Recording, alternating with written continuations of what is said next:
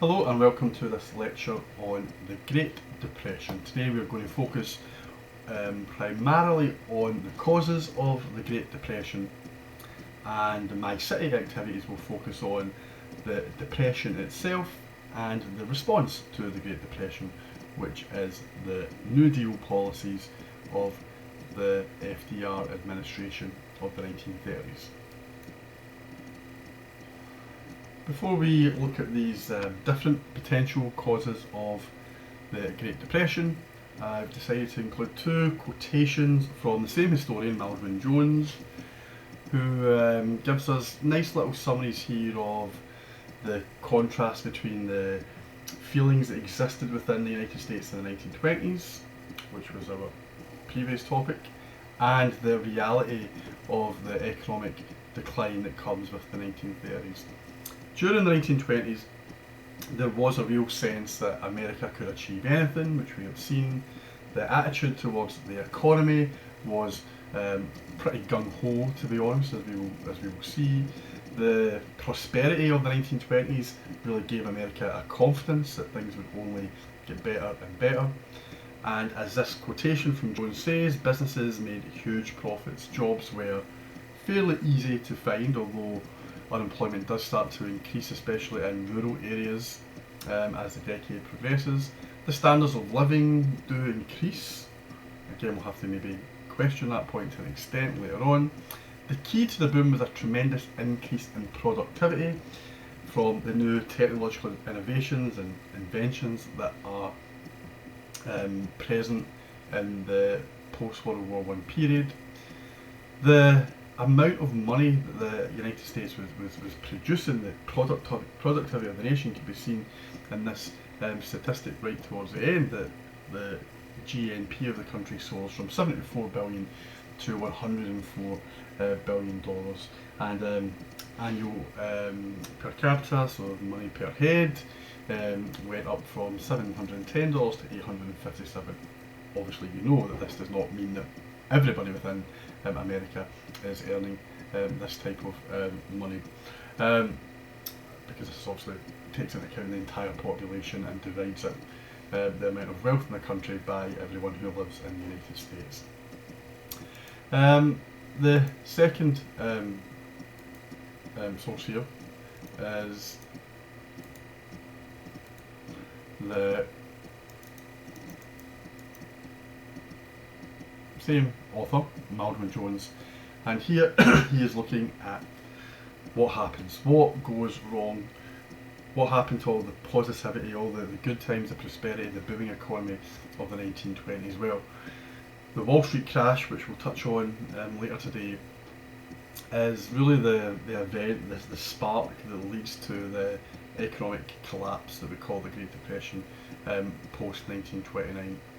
So business confidence disappears, and banks go to the wall, and family firms go to the wall, and big businesses even go to the wall, and people lose their jobs, and the whole economy really contracts, and in some cases it appears to shut down completely. By the summer of 1932, industrial production, the thing that was really driving growth in America, drops to half of what it had been in 1929. If you had a job, if you were lucky enough to keep a job, you are likely to receive wage cuts or a reduction in your hours. Farmers who had started 1920 with a great deal of hope and aspirations to improve their farming capacities, things actually start really bad for them within the first couple of years of the 1920s and get progressively worse. After the Wall Street crash, as we reach the 1930s, agricultural and rural life is probably the most devastatingly hit part of the American economy. Unemployment reaches somewhere between 12 to 50 million. We don't quite know exactly, because some people were able to pick up work in the kind of black market or the grey economy. But we know that unemployment is high. It's a rate which is particularly worrying for the American government, having so many adult males unemployed. There was no welfare system, so breadlines. The government had to rely upon charity and welfare to make sure that people could be fed, and jobless men would roam the streets, roam the countryside, would roam railway tracks going from one city to the next looking for jobs. And the cardboard shacks of houses that existed on the outskirts of cities, known as Hoovervilles, after President Hoover, have come to characterise the Great Depression and the hardship that people suffered during this era.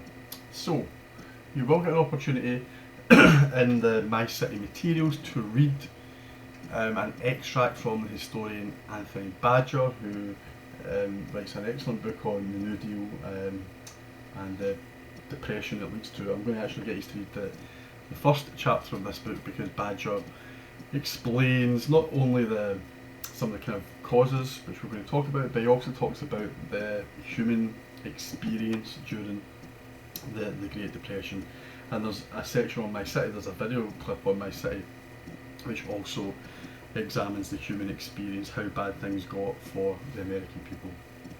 I should say all groups were affected differently, so African Americans might be affected differently than women, and women obviously are affected differently from men, and skilled workers and unskilled workers might be affected differently, and obviously social class differences will prevail as well in terms of who was most likely to be the worst affected. Some people actually even benefited from the Depression. Okay, here are the factors that we're going to touch on today, not necessarily in this order. The number one point on there, speculation and trading within the American stock market at Wall Street. Most of what you will look at for that particular factor or cause is in a documentary, a really good little documentary that explains the kind of craze that developed in the 1920s, especially between 1927 and 1929, of people wanting to invest heavily within the stock market. And there are many problems that come with that. So I want you to kind of get away from the idea early on that the cause of the Great Depression was the Wall Street crash. The Wall Street crash is the final step that just pushes the economy over the edge. There are pre-existing underlying structural factors that will contribute to the Great Depression. The Wall Street crash is just a useful event. It kind of signifies the beginnings of the Great Depression, but it's not necessarily the cause. And a little bit like how the assassination of Franz Ferdinand in 1914 was the beginnings, if you like, of World War One, right? It's the beginnings of the July Crisis period, at least to World War One, and it's the event that many people think is the cause of the First World War. But we know, or you know, that there were underlying factors that were already in play that only just needed a kind of event to shift them in the direction of war. It's the same with the Great Depression and the Wall Street crash. Okay. Let's look at some slides which are going to focus on different factors explaining the causes of the Great Depression, and I've just kind of constructed a few little diagrams that might make things a little bit easier to kind of make sense of. The first factor we're going to look at is American overseas commitments, and this is American overseas commitments really in regards to World War One and the heavy borrowing that European powers engaged in during World War One. Really, Britain and France we're talking about here. You know from our study of World War One that Britain and France, especially Britain, relied upon American loans to finance World War One. Otherwise, Britain may not have been able to have continued in the war for as long as it did if it didn't have this American financial support from the private banking industry. So, what we have in the post-World War One period is a further complication. Germany are defeated, and not only has the German economy been decimated during the war, but Germany now has to pay back reparations as part of the terms of the Treaty of Versailles. So in the 1920s, really from 1924 onwards, the Americans decide they're going to try and help Germany, give the Germans some loans, in the hope that Germany can then repay her reparations. These reparations therefore would swell the the Federal Reserves or the Bank of England or the Bank of France.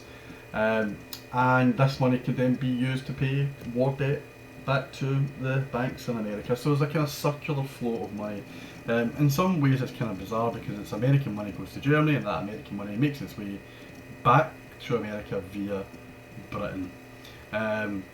So it's kind of America kind of taking money out of one part of its banking system and then putting it back in another part of its banking system.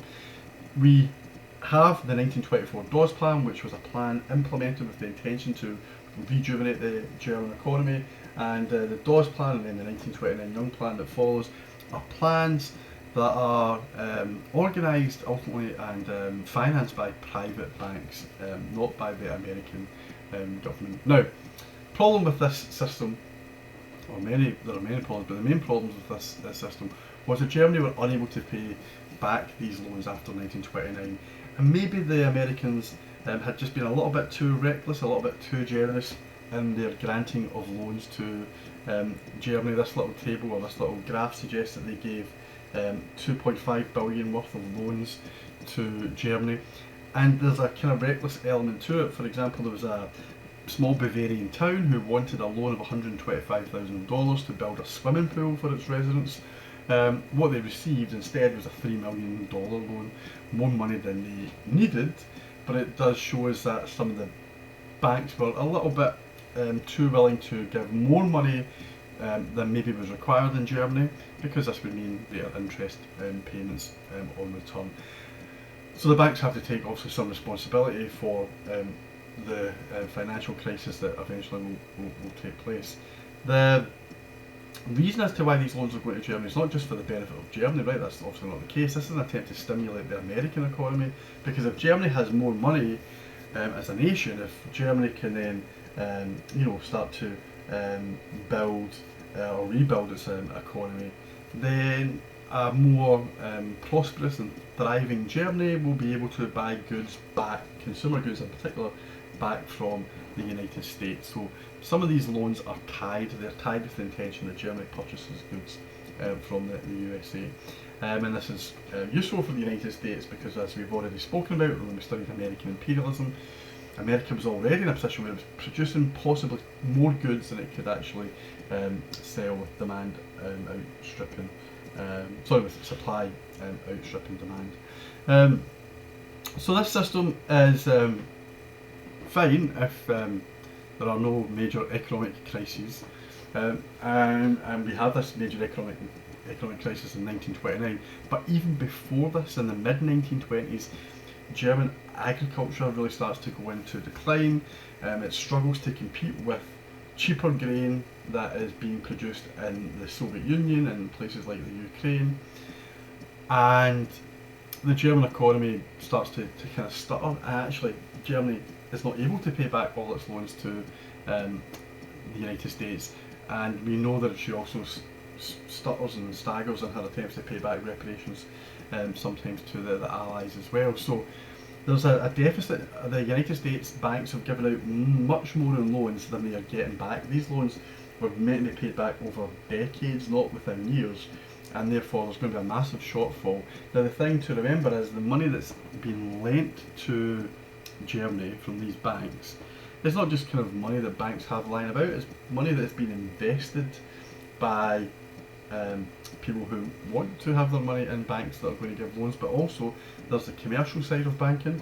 The ordinary person on the street will put their money into some of these banks that are giving out these massive loans, and therefore their money is at risk if that bank goes under, because the German nation or German companies cannot pay back these loans. It's a very dangerous system. Now, when there is the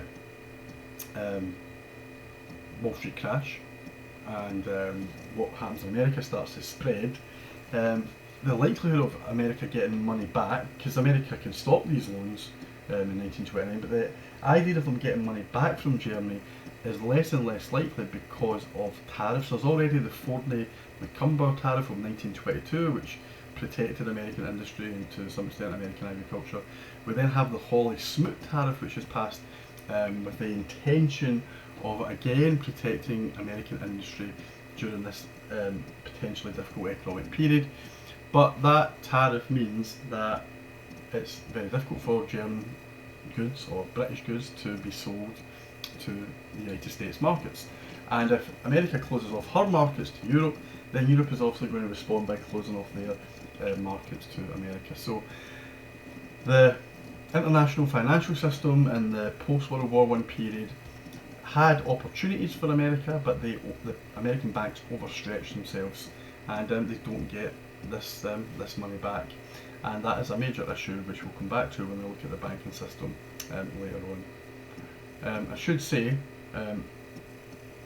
the money that goes to Britain and Germany, it does for a short time stimulate the American economy, so it's not as if it's a completely disastrous idea. And as you know, if you've studied Weimar Germany, it actually does rejuvenate the German economy as well, but it's these kind of underlying problems that are going to cause major issue, and many of these underlying problems are in the area of agriculture, which we'll get to in a moment. Let's look at a second factor. Now, I did mention agriculture, and one of the issues with agriculture is overproduction, but before we get to overproduction in that particular sector of the economy, I want to focus on overproduction in factories. Now, we have touched on this when we looked at American imperialism, we touched on this when we looked at 1920s America, that America is the most productive nation in the world. She produces more goods than any other place on the planet, and America produces high quality goods that are desirable around the world and within America itself. And this massive goods, right, includes like farm machinery, new technologies, machines, domestic appliances, clothing. Obviously you're aware of the car industry as well, which flourishes throughout most of the 1920s. All of these goods are in American warehouses or in American shops, but the places where they can go during the 1920s, as the 1920s draws to a close, becomes more and more limited. So as I mentioned there, right, Europe isn't really a location for these goods and factories because of the Hawley-Smoot tariff, in addition to economic problems in Europe, means that European countries really don't have the purchasing power to buy these American goods. What about the USA? Well, limited demand as well because of inequality within the United States. I'm going to come back to this point in a moment. Inequality in the United States, stagnant wages in the United States means that it's actually quite difficult to buy all of these appliances and all of these luxury items because people have restricted incomes. There becomes a problem for the United States, and it's known as glut. There's a glut in the market. If you take the car market, for example, there were 40,000 jobs cut at the Ford production plant in Detroit in 1927, and this is a time when also the stock market is booming from this point onwards. So it doesn't appear that that aspect of the economy is going to change, but you would have thought that experts would have noted that, well, if Ford is cutting 40,000 jobs, maybe there's a problem. There was just not the demand for cars. Now that's partly because people have got cars. People have bought cars during the kind of first part of the 1920s. Unless Ford keeps recreating new cars and uses advertising and marketing techniques to try and encourage people to buy something slightly different, then they're going to struggle to sell cars. But the other reason as to why jobs have to go at Ford is because there's not enough cars being sold, because Ford is producing more cars than are required. And when jobs go in car production, then jobs go in car dealerships. As you can see, 173 have to close down. Remember that cars are instrumental in affecting other industries as well. Rubber and glass and tin, and all of these things, these kind of subsidiary elements of the economy, all of these areas are affected as well with this economic downturn. There's a knock-on effect across America. Whenever one area starts to struggle, there's a knock-on effect. So overproduction in factories is a problem. And what do you do when you've got a parking lot full of cars that can't be sold. If you could reduce the price, possibly, but then you reduce your profits. And what Ford decides to do is just to lay workers off. In fact, he even shuts down his factory for a period until things pick up again. Now, linked to overproduction is increasing inequality. Consumers have limited purchasing power. I'm going to give you an example from Muncie, Indiana. It was roughly average wage in Indiana in the 1920s was $140 a month, which is not a lot, right? Multiply that by 12. We're not talking about a serious amount of money, right? $1,600 approximately a year, right? Which is under the $2,000 average, which many believe was required to live a kind of a decent life, have a decent standard of living. So $140, out of that $140 a month, $35 would be the amount spent on a car, the kind of monthly hire purchase payment. Now that's a quarter of the wage. That's a significant part of a wage going just towards a car. So we have to bear that in mind, that there's limited purchasing power. If that is the amount of the wage going to the car, now the car eventually might be deemed to be a necessity, therefore other goods might not be a necessity, and therefore with the remainder of that money that this individual might have in Indiana, money would be spent on food and rent and fuel and other essentials. So this is a problem, right? And it's a problem because the main aim of any capitalist system or any capitalist enterprise within the larger capitalist system is to maximise profits. How do you maximise profits? Well, this is something you are obviously aware of. You try and cut labour costs, you try and cut costs in general, but one of the ways to do this is to keep wages low.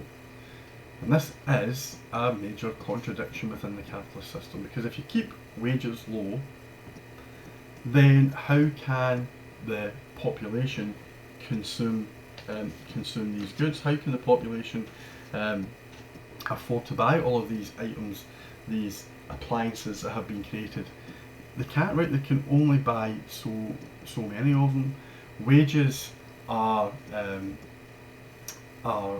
kept low partly because there had been an anti-trade union climate throughout most of the 1920s, right? You can see the statistics here that trade union membership dips by a couple of million. If trade union membership dips, it suggests that there's less bargaining power for the working class, and bargaining power is needed to obviously increase wages. If workers just accept their wages, wages are not going to increase, or are going to be very limited in the increases that they receive.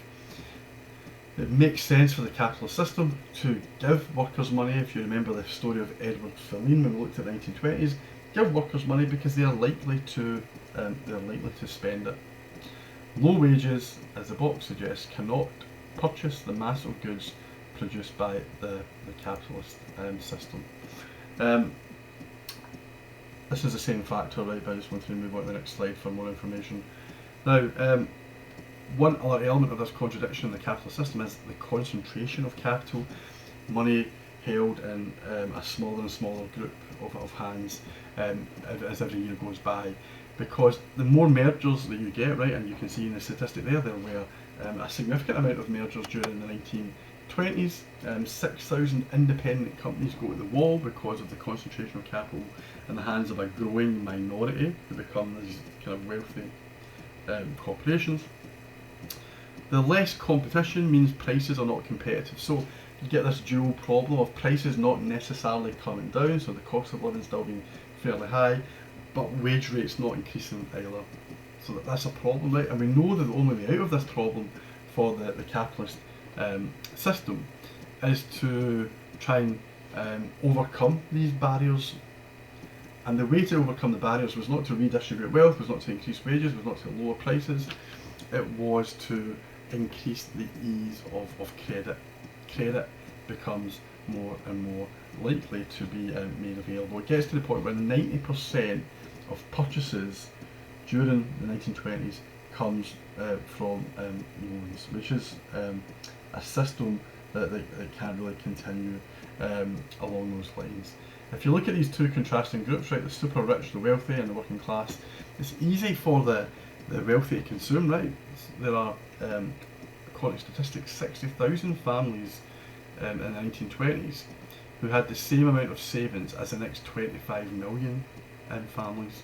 That gives us some indication of the inequality that exists within the system. Had the American consumer society of the 1920s been designed and built to supply goods just to 60,000 families? Of course not. It had been designed with the intention of having a consumer society for all, but there is a major problem. If workers do not have the money to buy these goods, and we're not just talking about the workers, we're talking about sometimes the fairly affluent middle classes, you can only afford so much on a monthly basis.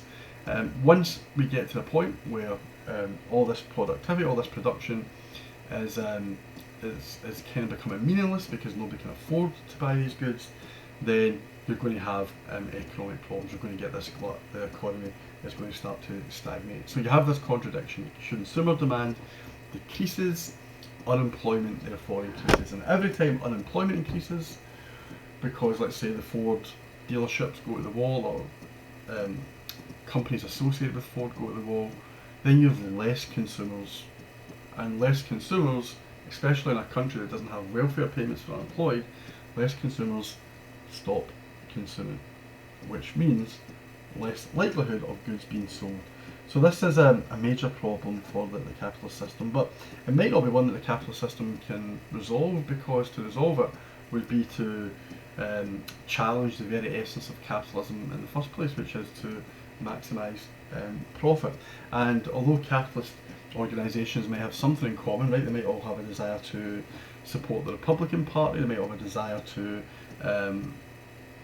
basically challenge trade unions. They have those things in common, but they don't have a sense that they should work for the greater good, or maybe even work in comparison with each other, although you do get oligopolies that allow for that. You get capitalist enterprises that look out for themselves, and that means they don't tend to think about the bigger picture. The bigger picture being who's going to buy all the goods that are made within society, not just their goods. Okay, let's move on to the next slide, which still focuses on overproduction, but this time in the area of agriculture. Now, America does well out of the First World War, as you know. American farmers are producing at an incredibly rapid rate during World War I, because farming in Britain and France and Germany, but especially in France and Germany, comes to a bit of a standstill. So, especially as trench warfare on the Western Front in France is in farmland. So, and farmers are obviously out fighting in these trenches. So it makes sense for Britain and France to bring in shiploads of American grain, American wheat, and prices therefore shoot up. There's such a demand that the price of a bushel of wheat goes up to $2. Now, because of the success of American agriculture at this point, there's a kind of short-sightedness, and farmers themselves start to invest in increasing their output, or people that weren't even farmers thought, I'm going to go and try and buy some land in the south or in the Midwest, and I'm going to farm. But the problem with that was this rush to invest, this boom, leads to a glut, and it leads to a glut because after the war there's not the same demand. That's major short-sightedness. And not only is there less demand, France and New World places like New Zealand, Australia are also on the market. They are now challenging America for a share of this piece of the farm production market. And the inevitable happens, right? In the mid-1920s in the USA, because of this demand for farm produce decreasing, the price goes to $1 per bushel. In fact, by the end of the year, by the end of the decade, that has come down much more significantly. During this period, it's thought that 6 million farmers and their families leave the countryside and move to the cities, and also that puts pressure on jobs in the cities. But it tells us that there's something kind of wrong with agriculture, that businesses or banks are having to foreclose farms, because some farmers who invested a lot of money, took out loans from banks, can't afford to make these repayments because they're not selling as much produce. Jobs also go in the countryside and rural areas because farmers think that they can produce more by using tractors, which is true, right? So tractors rather than horses, and they do produce more, which adds more to the glut, right? Adds more to the kind of general pot of grain and wheat and so on, and a lot of this food can't be sold. And it also means that jobs go in the rural areas as well because people are replaced by technology, increases unemployment. So the consequences of all of this is financial problems for farmers, and the amount of money that had been taken out in 1920 alone was 8.4 billion of agricultural loans. The chances of banks getting this money back are pretty low, if I'm being honest. And this will have a knock-on effect on people who have invested money in banks. So that is the kind of nature of agricultural or the agricultural situation in the 1920s, and this is definitely an underlying cause of the Great Depression. Okay, fifth factor, the banking system. Now I've kind of touched on some of these examples already, but during the 1920s, banks, again not thinking about the long-term future, are happy to lend money, not just to farmers in the USA. Another example actually is there was a Florida land boom in the United States, where for whatever reason in the 1920s Florida became a desirable location for people to go on holiday or for people to maybe retire to. It's a nice climate and whatnot. And in the north, people thought, well, do you know what? Here's lots of glossy brochures advertising lots of land and coastal locations in Florida. Let's buy them, set up a business or set up some homes, hotels, make a quick buck, and take our money and go. So lots of investment actually occurred in Florida, and banks were handing out large loans to those who wished to invest in this part of the country.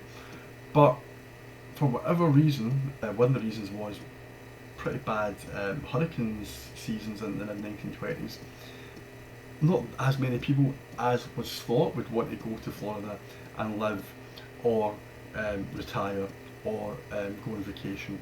And land lies dormant, and people have got loans for these large areas of land that they've purchased, and they have to pay back the money to the banks, but the banks aren't going to get this money if people go bankrupt, and therefore what banks are left with is not money but with land in Florida, and this land is unproductive land because nobody is willing to build on it.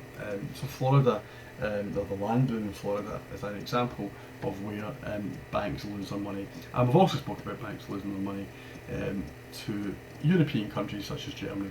So when all of these other problems that we've spoke about take grip, then the banks have to call their loans back in. But it's much more difficult to get your money back if people don't have the money. People have to just basically declare themselves bankrupt. It doesn't help out banks. Banks fail in America at an alarming rate. 5,000 banks fail post 1929. 9 million accounts are wiped out. Some of these are just very small accounts. Other accounts are accounts where people had serious amounts of money invested. America doesn't have a banking system that is similar to the British banking system or the European system, where you've got lots of kind of branches of the same company. They have lots of small independent banks, and small independent banks are more likely to go to the wall if you've got a kind of banking system where, let's say in this country, you've got the Bank of Scotland or RBS. If one of those banks doesn't do so well, it's fine because there's many other branches, and it's the same in other European countries, but America didn't really have this system in the 1920s. So, consequences, problems compounded as no more loans and middle class savings disappear. Something similar happens obviously in Germany. And this leaves us with the final factor, which I'm going to really leave to yourself to kind of go through, and it's the Wall Street crash, but not so much the crash itself, not that day when things go horrible on Black Thursday of 1929, but just a general overheated stock market. The documentary is really useful. One of the problems here was, again, the idea of buying things without actually paying for them. So what we see in this documentary is that question 13 and 14 make reference to this. People who decided to invest in the stock market, and we're talking about serious investors, but also a new type of investor, the kind of ordinary man and women on the street. When they invested, especially lower end investors, they didn't have the money, so they would put down 10%, and this was known as buying on the margin.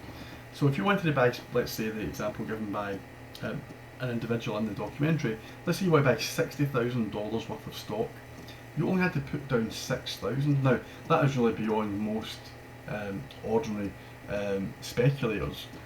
But the same would be said if you want to buy $500 worth of stock, you would only have to put down 10% of that, which is $50. Now that's fine if the stock market continues to increase, and it was between 27 and 1929. It just went up and up and up. Prices went up because of just the general confidence that existed within the American economy, and that's fine. But what if they stop going up? What if they go down? What if you lose? So let's say you buy 60,000, but all of a sudden the price of that drops to 30,000. You still have to pay for that 60,000. You've only paid 6,000 so far, but you've got to pay still that 30,000 shortfall. And this is why so many people were just going bankrupt, or people were having to sell shares for lower prices, which just meant that there was less and less confidence in the system, and share prices started to dip. Some people did well out of this. John F. Kennedy's father, Joseph Kennedy, had some type of insider knowledge. Many of the proper speculators had insider knowledge, and they started to sell their shares early before the general public got wind of things. So some people pulled out quick, made lots of money, but the rest of the population didn't. They were left with worthless shares. So that is the kind of story of the causes of the Great Depression. The historian Watkins, who you can read about on My City, provides a really excellent little summary of those factors, and I would encourage you to read the Watkins extract. There's another extract on My City by the historian Clements, and Clements also gives quite a good summary, as does Badger. So there's enough out there for you to read. And as I said earlier, the remaining part of this presentation, which you can look at in your own time, just follows the same stuff that's on My City, to be honest, which is looking at the human experience of life during the Depression, and then how the government of 1932 onwards, or 1933 onwards, under Franklin Delano Roosevelt, tries to bring America out of this economic depression that by this point has also been spoken about as being the Great Depression. And what FDR does, and his government does, especially in the first 100 days of his presidency, they implement policies that are known as the New Deal. And this New Deal would be an attempt to get people back to work, an attempt to get businesses thriving again, would be an attempt to stabilise the banking sector, would be an attempt to encourage less production in agriculture, and that is what you're going to learn about next. But from now, that is all. Thank you.